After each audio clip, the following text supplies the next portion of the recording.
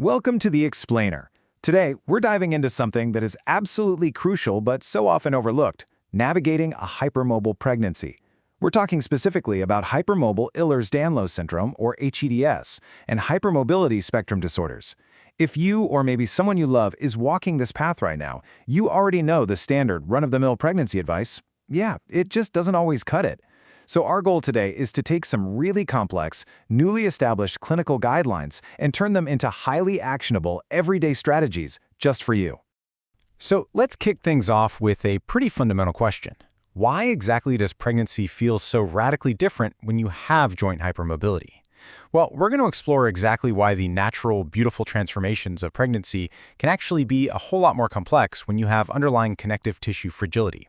Because trust me, it is literally not just in your head.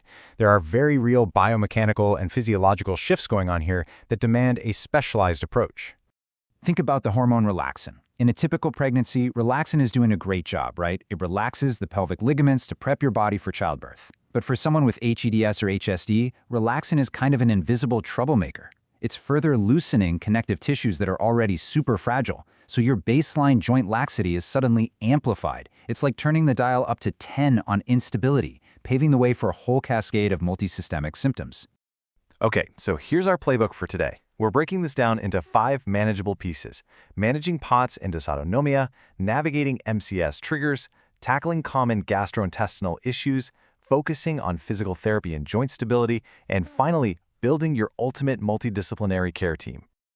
Let's jump right into Section 1, Managing POTS and Dysautonomia.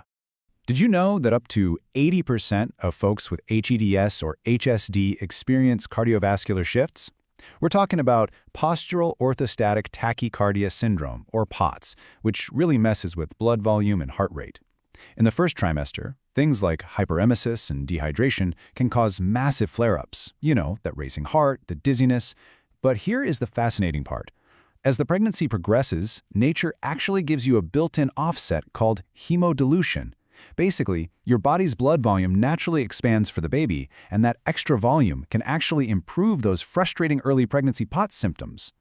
But to keep yourself stable and really get through those tougher early months, you need a foundational formula, and it starts right here. Clinical guidelines recommend a strict minimum of 2.5 liters of hydration a day. To put that into perspective, that's about 10.6 cups. And hey, this doesn't just have to be plain water. It can be low-sugar electrolyte drinks or even savory bone broth. Now, building on that hydration, you need salt to actually hold on to that fluid. The target? Aiming for 5 to 7 grams of salt daily, which is roughly 2,000 to 2,800 milligrams of sodium. Now, of course, you've got to tailor this directly to your own medical history and any medications you're taking, but nailing this salt and hydration baseline is hands down your primary defense against those miserable POTS flare-ups. Moving right along to Section 2, Navigating MCAS triggers. So mast cells are the immune system's frontline defenders. But with Mast Cell Activation syndrome, or MCAS, they are way too reactive. They dump chemicals that cause these intense allergy-like symptoms. And pregnancy introduces some wild new triggers.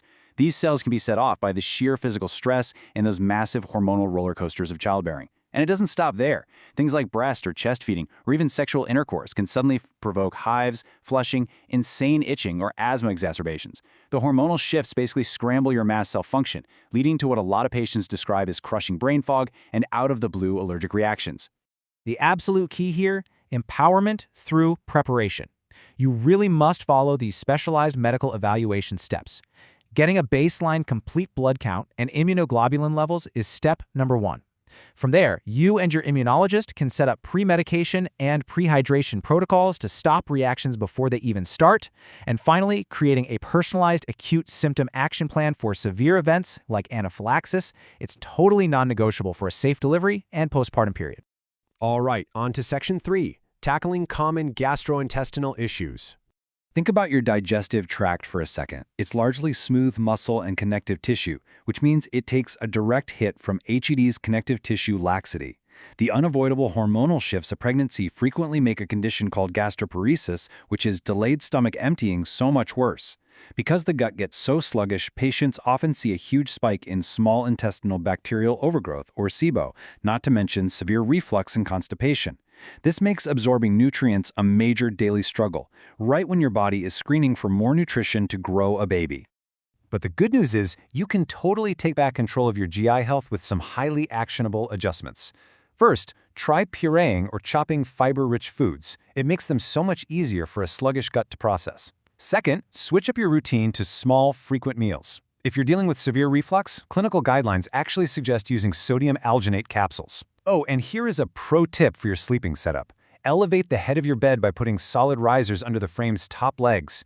Whatever you do, avoid using wedge pillows.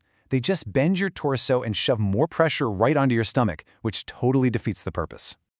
Let's look at Section 4, Physical Therapy and Joint Stability. As that baby grows, your center of gravity drastically shifts. And man, that puts an enormous load on hypermobile joints.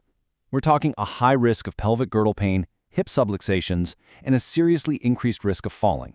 But there are some highly effective, non-invasive ways to manage this, and the earlier you start, the better. Using supportive maternity or SI joint belts acts like an external skeleton, giving you the stability your ligaments just aren't providing. Pair that with modified core strengthening like prenatal Pilates and tweaking your everyday body mechanics, and you can drastically reduce your pain. Now here is a crucial takeaway.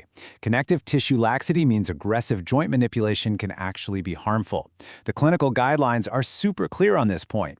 Instead of forceful adjustments, your physical therapist should focus on gentle, indirect soft tissue mobility and myofascial release. The goal is to gently support the joint, definitely not to force it. And finally, Section 5, Building Your Multidisciplinary Team. Look, managing complex, multisystemic conditions like hEDS and HSD takes an absolute village. Trying to tackle this with just a standard OBGYN is going to leave massive gaps in your care. An empowered journey is anchored by a comprehensive, multidisciplinary team.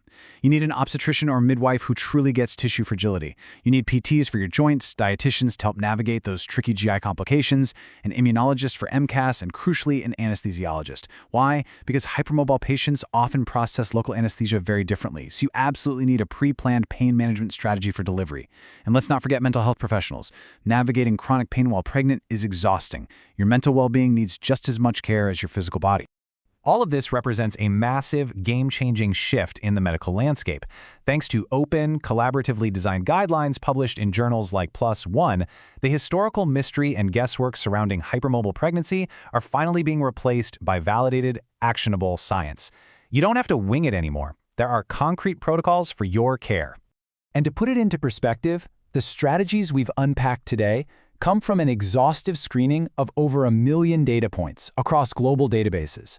This is systematically optimized science, custom designed to improve outcomes specifically for the hEDS and HSD community. So I want to leave you with this final thought. We've covered a lot of ground today, from hitting that 2.5 liters of hydration for POTS, to mapping out MCAS triggers, to outsmarting GI complications. Armed with this system-by-system playbook, how will you advocate for yourself, or if you're a healthcare provider, for your patients, to ensure a genuinely empowered, safe, and deeply positive pregnancy experience? The tools are officially in your hands. Now it's time to put them into practice. Thanks so much for joining me on this explainer, and keep learning.